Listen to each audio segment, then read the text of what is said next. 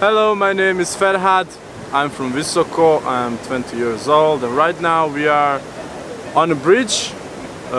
Behind us is a beautiful river Foinica, and the main thing behind us is a pyramid. And as you can see, it's the biggest pyramid on the world.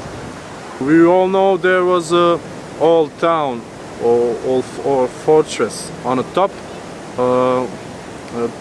Visoko, but that was it. Nobody actually think there was a pyramid on there. Well, now it's a whole other story.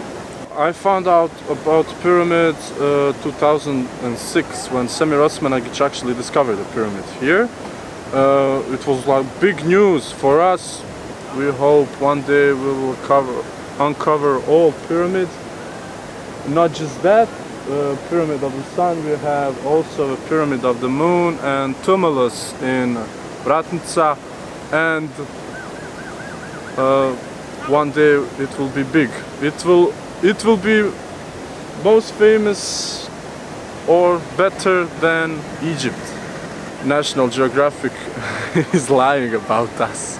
Who knows, maybe there were civilization even older than this one in Visoko, and actually they're waiting their moment to be discovered.